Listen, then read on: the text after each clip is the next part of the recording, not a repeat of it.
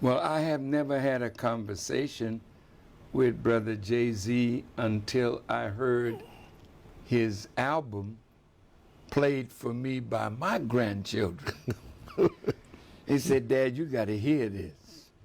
So they sat me down and played the whole album, 444.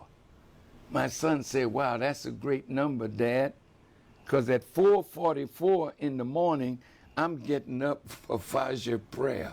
I said, So that's what he saw in 4:44. I saw something else. And when I heard it, I was sad.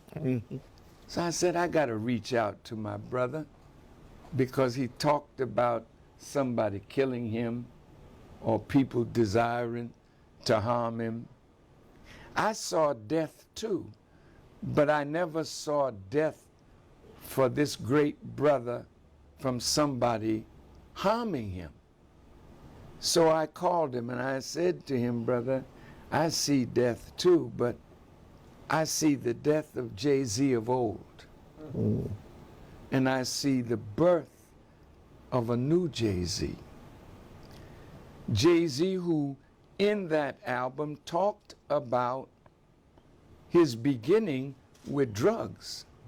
And he's one of the few brothers who sold drugs, who was allowed to get out of the drug business and clean the money by doing something progressive like the Kennedys did. Right. You notice how I said Mr. Kennedy did.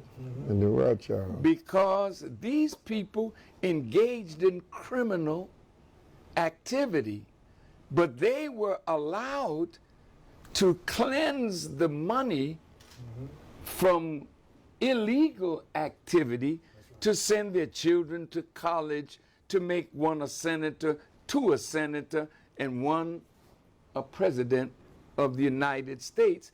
And right here in downtown Chicago is a big building, Merchandise Mart, as a sign of Kennedy wealth. That's right. But Rick Ross was not allowed to do that. Frank Lucas was not allowed to do that. Big Meech was not allowed to do that. So once we get into the drug business, when they bust us, they take the drugs. That's right. Take And what the we money. have, then they redistribute the drugs, and then take the money and pass it out to whoever they want to pass it out to. But Jay-Z was fortunate. And from that, Jay-Z built an empire off of rap, and he and his wife, Beyonce, are now billionaires. Well, I heard him say, what's better than one billionaire? That's right. It's two of the same hue. I said, boy, this man, to me, is becoming a leader in the economic development of our people. Because if that billionaire family meets with P. Diddy, Right. meets with others, and they pool their resources. He talked about the Jewish ownership of property. I do not know how that is anti-Semitic. The Honorable Elijah Muhammad told us, study the white man. Right. He is successful. He makes no excuses for his failures, and he works together in a collective way. We should do the same. Black people are too individualistic. In order to do great things, we've got to learn the value of pooling our intelligence, our knowledge, our money, to do the thing that will cause us to be honored and respected by civilized people all over the world. So I saw Jay-Z's album, God, as a new beginning for him, and possibly a new beginning for us.